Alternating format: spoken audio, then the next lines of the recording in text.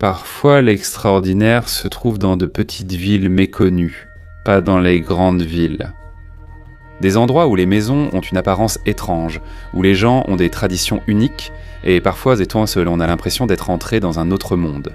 C'est comme des secrets cachés sur la carte, mais où peut-on vraiment les trouver ?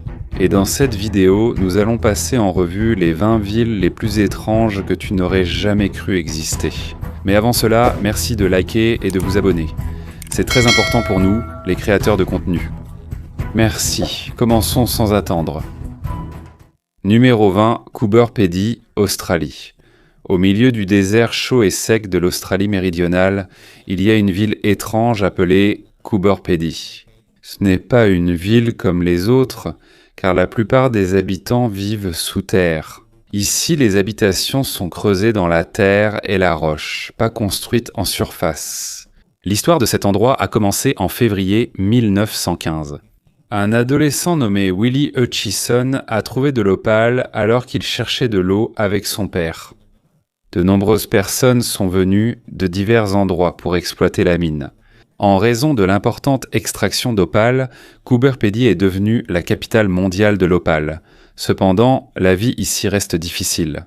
En été, la chaleur atteint plus de 40 degrés Celsius, ce qui rend presque impossible de rester à la surface. À cause de cela, les gens ont creusé ce qu'on appelle des dugous ou des maisons souterraines. Sous terre, la température reste fraîche et confortable toute l'année. Il n'y a pas que des maisons ici, on trouve aussi des églises, hôtels, magasins et d'autres bâtiments construits des sous-terre. Numéro 19, Jérôme, Arizona, États-Unis. Cette ville d'Arizona a un emplacement unique. Elle se trouve à une altitude d'environ 1500 mètres au-dessus du niveau de la mer, soit plus de 5000 pieds. À une telle hauteur, il est rare de trouver des villes construites. Cet endroit a été choisi pour sa riche mine de cuivre. Autrefois, l'exploitation du cuivre ainsi que de l'or et de l'argent a été la raison pour laquelle Jérôme s'est développé. C'est grâce à l'exploitation minière. La population a rapidement augmenté ici. Elle a même dépassé les 10 000 habitants au plus fort de l'exploitation minière. Des mineurs, commerçants et familles vivaient ici, mais la ville a décliné lorsque les minerais se sont épuisés. Beaucoup sont partis et ont déménagé ailleurs pour trouver un nouvel emploi. À cause de cela, on l'a considérée comme une ville fantôme. On estime aujourd'hui plus de 464 habitants à Jérôme. L'endroit est moins animé qu'avant. Mais la ville reste vivante grâce aux visiteurs qui viennent voir les vieux bâtiments et les souvenirs du passé. De nombreuses maisons et structures ont également été préservées et servent de rappel de l'ancienne renommée de la ville. Numéro 18, Roswell, Nouveau-Mexique. Roswell est une petite ville du sud-est du Nouveau-Mexique, connue pour son caractère étrange et mystérieux. Elle a émergé au XIXe siècle, mais s'est fait connaître après la découverte d'un objet étrange en 1947 dans un champ. Selon l'armée, il ne s'agissait que d'un ballon météorologique, mais beaucoup de gens ont cru qu'il s'agissait d'un objet volant non identifié qui s'était écrasé. Depuis lors, l'histoire s'est répandue et est devenue une partie de l'identité de Roswell. À cause de cela, Roswell est devenue connue comme la ville des extraterrestres. Dans la ville, on aperçoit des décorations d'extraterrestres et des motifs spatiaux dans les rues et bâtiments. Il y a aussi un musée consacré aux expositions sur les objets volants non identifiés et sur l'incident qui s'est produit ici. Outre les extraterrestres, la ville a aussi une histoire et un art riche. Au musée de Roswell, on découvre des objets des expériences de Robert Goddard sur les fusées dans les années 1930. Le Henderson Museum of Contemporary Art expose aussi des œuvres d'autres artistes et créateurs. Il y a aussi la maison historique de Pat Garrett, le shérif qui a tué Billy the Kid et qui est devenu une figure importante de l'histoire de la région. Numéro 17, île de Kinu, Estonie. En Estonie, il y a une petite île appelée Kinu. Ici, ce sont les femmes qui sont le pilier de toute la communauté. Beaucoup de gens pensent qu'un tel système est impossible à l'époque moderne. À Kinu, c'est courant et fait partie du quotidien. Cette pratique date du XIXe siècle. Les hommes partent souvent pêcher et travailler dans des endroits éloignés en mer. Ainsi, seules les femmes restent pour accomplir toutes les tâches sur l'île. Ce sont elles qui s'occupent des enfants, travaillent aux champs, préservent leurs traditions et veillent à la survie de la communauté. Au fil du temps, les femmes sont devenues le centre de presque tous les aspects de la vie sur l'île. Elles cultivent les plantes, s'occupent des animaux, cuisinent et tissent des tissus. Elles dirigent aussi les occasions spéciales comme les mariages et les funérailles. Elles utilisent dans peu d'anciennes chansons et danses transmises de génération en génération. Certains disent que le système à Kehnu est un matriarcat. Selon les habitants, il serait plus juste de l'appeler matrifocal. Cela signifie que même sans diriger totalement, elle reste le centre et l'élément clé de la société. Surtout les femmes âgées, qui sont respectées comme gardiennes des traditions et de la culture. Numéro 16, Santa Cruz del Islote, Colombie. Dans la mer des Caraïbes de la Colombie, il y a une petite île appelée Santa Cruz del Islote. Elle est très petite, elle ne fait qu'environ 2,5 acres, mais plus de 600 personnes y vivent. C'est pourquoi elle compte parmi les îles les plus densément peuplées du monde. Autrefois, des pêcheurs ont découvert cet endroit. Ils y séjournaient temporairement pendant qu'ils pêchaient. Plus tard, ils ont commencé à construire des maisons jusqu'à ce qu'ils finissent par s'installer définitivement sur l'île. Peu à peu, une communauté s'est formée. Aujourd'hui, on trouve des ruelles étroites et des chemins sur l'île. C'est ici que les enfants jouent à cache-cache, que les jeunes écoutent de la musique et que les familles vivent ensemble. Il y a une église, une petite école, quelques magasins et un restaurant qui sert de lieu de rencontre pour les habitants. Quand la famille Ethos s'agrandit et manque de place, ils ajoutent un étage à leur maison pour que tous puissent y vivre. C'est étonnant que l'île ne compte que quelques familles, presque toutes apparentées. Les maisons sont transmises de génération en génération parce qu'ils n'ont nulle part ailleurs où aller. Même si la vie est très serrée, il y a ici une paix particulière. Il n'y a pas de criminalité parce que tout le monde se connaît et s'entraide. En Inde, il y a un petit village appelé Shani Shingnapur qui est unique par rapport aux autres endroits. Ici, presque toutes les maisons et les magasins n'ont ni porte ni serrure. Les gens là-bas croient que le Seigneur Shani veille toujours sur eux et les protège. Pour eux, si jamais il y a un voleur, il sera sûrement puni par Dieu. Il existe une légende sur l'origine de leur croyance. Il y a plusieurs siècles, un gros rocher noir a flotté sur la rivière après une inondation. Un homme a frappé cette pierre et soudain, un liquide rouge semblable à du sang en est sorti. Cette nuit-là, Lord Shani est apparu dans le rêve d'un habitant et a dit que c'était lui-même qui se trouvait dans ce rocher. Il a aussi demandé que la pierre reste sur un autel ouvert afin de protéger tout le village. À cause de cela, les gens ont commencé la tradition de ne pas mettre de porte ni de serrure à leur maison. À Shani Shingnapur, la plupart des maisons et magasins restent ouverts. Pour un peu d'intimité, ils mettent parfois un rideau ou une planche.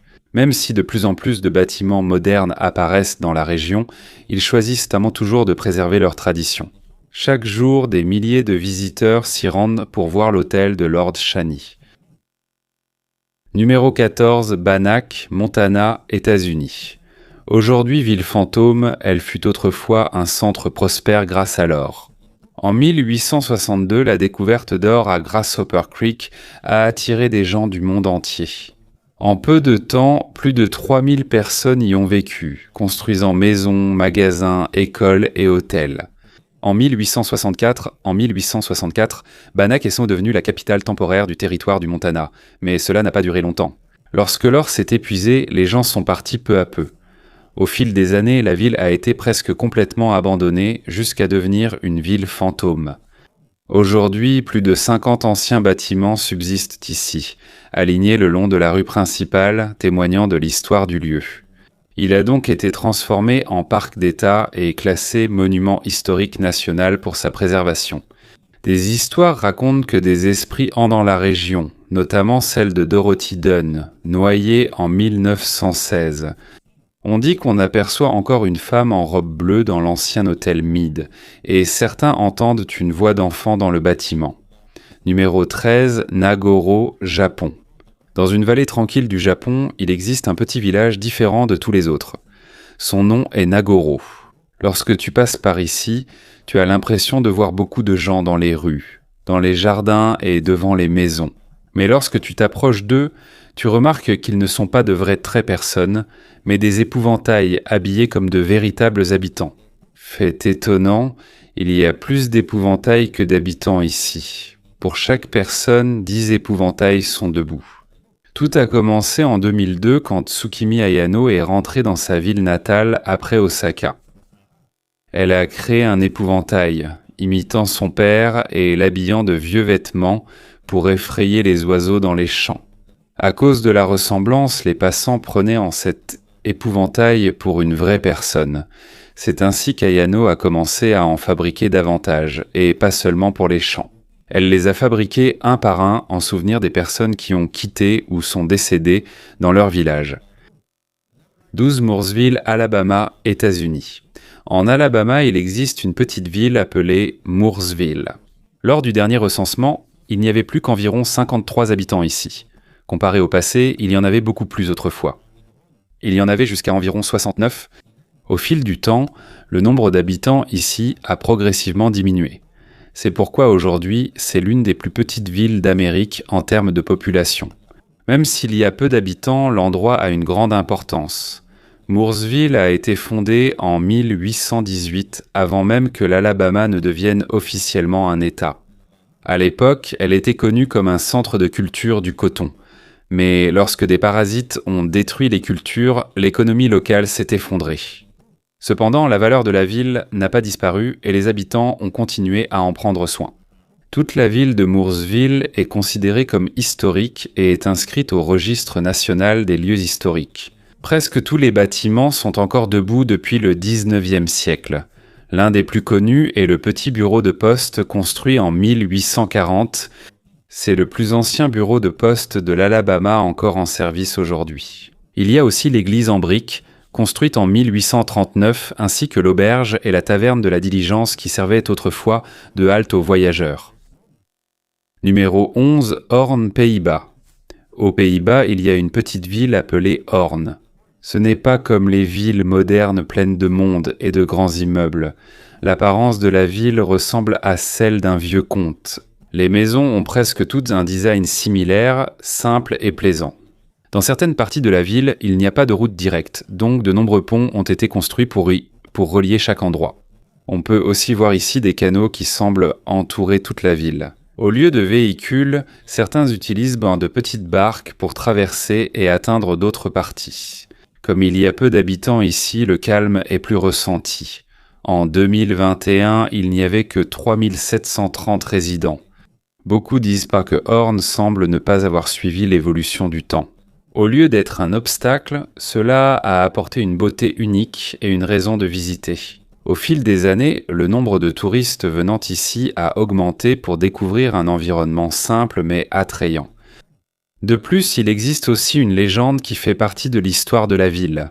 Selon le récit, il n'y avait aucune route menant à l'intérieur ou à l'extérieur de Hoorn. Ce n'est pas tout à fait vrai, mais cela a encore plus éveillé l'intérêt des gens. Beaucoup viennent ici pour découvrir ce lieu et comprendre pourquoi il est décrit ainsi. Numéro 10. Hallstatt, Chine. Hallstatt en Chine est une ville étrange située à Wuzhou, dans la province du Guangdong. Construite en 2012 pour un projet résidentiel, elle est presque une copie exacte de Hallstatt en Autriche. Petite ville classée. Organisation des Nations Unies pour l'éducation, la science et la culture, où l'église, les rues, la place et la conception entière ont été copiées. Ce projet fait partie de ce qu'on appelle la culture du clonage en Chine, où des lieux célèbres d'autres pays sont recréés. Le Hallstatt de Chine a été bâti à l'échelle, avec un lac et des bâtiments quasi identiques à l'original. Pour certains, c'est drôle et étrange, mais pour d'autres, c'est un symbole de la capacité des Chinois à créer une copie exacte d'une ville célèbre. Beaucoup de visiteurs viennent ici admirer ce paysage unique et ressentir cette impression d'immersion. Numéro 9, Setenil de Las Bodegas, Espagne.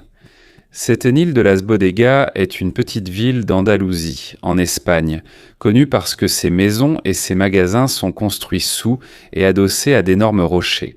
Dans des rues comme Cali Cuevas del Sol et Cali Cuevas de la Sombra, la roche fait office de toit et de mur pour les habitations, offrant une vue unique. Ainsi, la ville ressemble à une grotte naturelle et se démarque des lieux ordinaires. Des habitants vivaient à Sétenil bien avant les Romains. Sous les morts, la ville devint une forteresse. On l'appelait Septemnihil, 7 fois rien, car il fallut plusieurs tentatives pour le conquérir sans succès immédiat. Les chrétiens ne l'ont conquis qu'en 1484. Jusqu'à aujourd'hui, on peut encore voir les maisons qui restent. Ce château et sa tour témoignent des combats historiques ici. De plus, l'architecture des maisons de Sétenil est unique. Les habitants ont profité des rochers comme toit naturel et protection contre la chaleur en été et le froid en hiver. Grâce à cela, la vie des habitants est devenue plus confortable. La ville est également connue pour ses produits locaux comme les olives, les amandes et l'huile, bien que l'ancienne industrie du vin ait décliné au XIXe siècle. Numéro 8. Longyearbyen, Norvège. Cette petite ville norvégienne, au Svalbard, se trouve près du pôle Nord.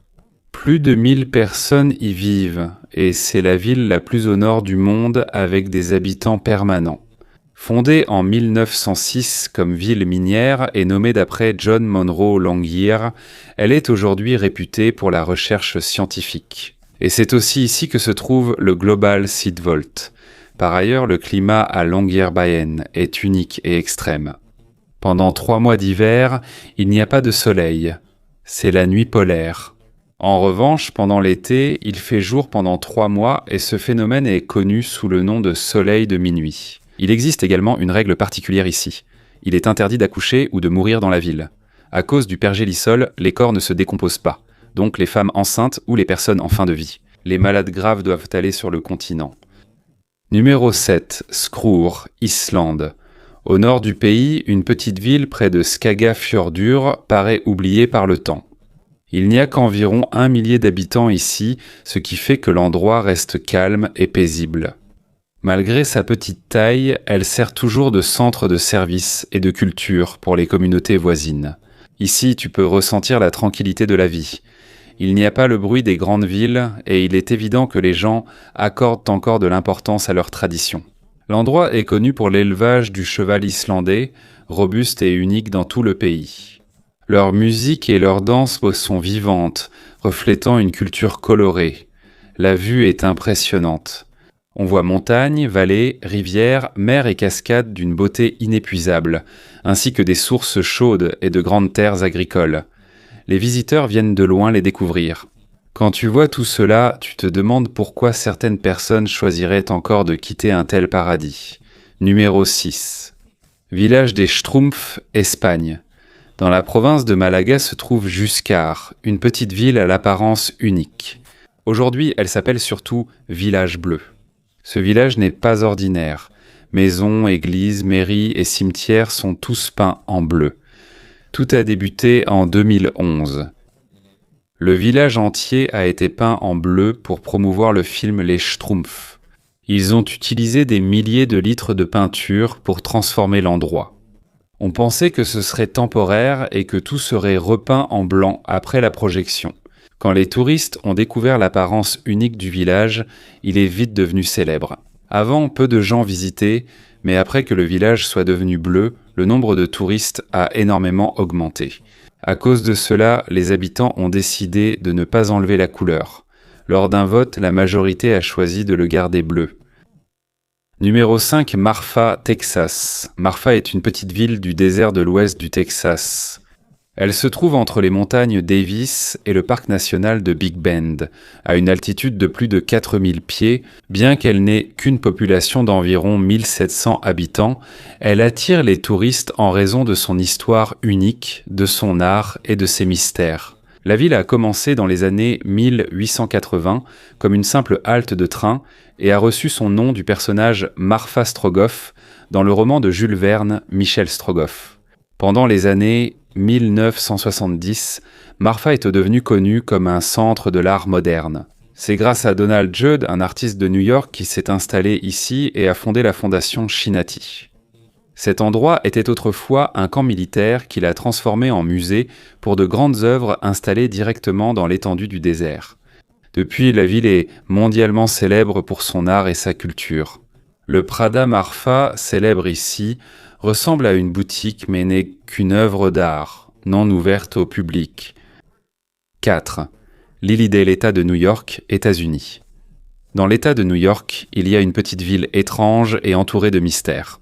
C'est Lilydale, que l'on appelle le Woodstock des spiritualistes. Dans cet endroit, il y a plus de 160 maisons, quelques hôtels, des maisons d'hôtes, des librairies, des cafés et un petit musée. Chaque été, toute la ville devient animée. Des démonstrations de médiums, services religieux et ateliers y sont organisés. Mais la principale raison pour laquelle les gens viennent à Lilydale, c'est pour consulter les médiums. Chaque année, plus de 20 000 visiteurs viennent ici pour vivre une expérience unique. Bien que ce soit une petite ville, beaucoup de gens viennent ici. Serais-tu aussi curieux de découvrir un tel endroit ? Ou préférerais-tu rester dans l'environnement auquel tu es habitué ? Scottsboro, Alabama, États-Unis. Cette petite ville se situe également en Alabama. Mais même si elle est petite, elle est connue pour son surnom unique, la capitale mondiale des bagages perdus. On y trouve un magasin avec des bagages jamais récupérés par leurs propriétaires. Ces sacs sont achetés sans avoir été ouverts, puis leur contenu est ouvert et vendu. Cela a commencé en 1970. Doyle Owens, un agent d'assurance, a eu cette idée en premier. Il a dépensé $300 pour acheter les bagages abandonnés et il les a ramenés chez lui en Alabama. Lorsqu'il a ouvert le contenu et les a vendus, les articles se sont rapidement écoulés. C'est là que l'entreprise a démarré, puis s'est développée et a signé des accords avec diverses compagnies aériennes pour les bagages non réclamés. Chaque jour, environ 7000 articles arrivent au magasin. Chacun est nettoyé et évalué avant d'être placé sur les étagères. Vous y trouvez divers objets, vêtements, chaussures, sacs, bijoux, gadgets, matériel de sport et parfois des articles insolites. Les prix sont plus bas que d'habitude, avec 20 à 80% de réduction. Numéro 2. Alma, Arkansas, États-Unis. Dans les années 1980, les habitants d'Alma se sont demandé comment ils pourraient se faire mieux connaître. Ils voulaient avoir quelque chose qui montrerait leur différence par rapport aux autres villes. En raison de la grande production d'épinards dans la région, ils ont choisi de faire de ce légume leur marque de fabrique. En effet, Alma abrite une grande entreprise qui met les épinards en conserve et produit jusqu'à 60 millions de livres par an. Plus de la moitié des épinards en conserve américains viennent de cette ville. En 1991, ils ont trouvé une façon originale de renforcer leur nom. Ils ont peint la tour d'eau pour qu'elle ressemble à une boîte géante d'épinards. Elle est verte avec l'image de Popeye, célèbre amateur d'épinards. Ils l'ont nommée la plus grande boîte d'épinards du monde. Et c'est devenu un symbole de leur identité. Mais cela ne s'est pas arrêté là. Au centre-ville, la statue de Popeye se dresse sur une fontaine dans le parc Popeye, rappelant leur statut de centre des épinards. En avril, on célèbre le festival des épinards. On y trouve différents jeux, des défilés, des repas et même un concours de dégustation d'épinards. Il y a aussi une chute spectaculaire d'épinards depuis le haut d'un camion de pompiers, un événement que tout le monde attend avec impatience. Dudleytown, Connecticut, États-Unis. Il y a un lieu étrange dans le Connecticut nommé Dudleytown. Ce n'est pas une grande ville, mais plutôt une petite partie de Cornwall qui est maintenant recouverte d'arbres épais. En raison des nombreuses histoires effrayantes, cet endroit s'appelle désormais Dark Entry Forest. Cela semble une forêt ordinaire, mais pour beaucoup, elle est associée à la malédiction et au mystère. Et au début du XVIIIe siècle, la famille Dudley est arrivée ici. Parmi eux se trouvaient Naguidion, Abiel et Barzillai Dudley, puis Martin Dudley les a rejoints par la suite. Ils ont tenté de créer une communauté, mais ce fut un échec. Le sol rocailleux et difficile à cultiver donnait de mauvaises récoltes. Face aux difficultés, beaucoup ont quitté leur région pour s'installer là où la terre était plus fertile. Dudleytown a été abandonné et envahi par la forêt, donnant naissance à la légende de la malédiction de Dudley. Selon l'histoire, cela aurait débuté au XVIe siècle en Angleterre, avec la décapitation d'Edmond Dudley pour trahison. Depuis, leur lignée serait maudite et aurait emporté la malchance en Amérique. On dit que cette malédiction est la cause des morts mystérieuses, de la folie et des événements étranges à Dudleytown.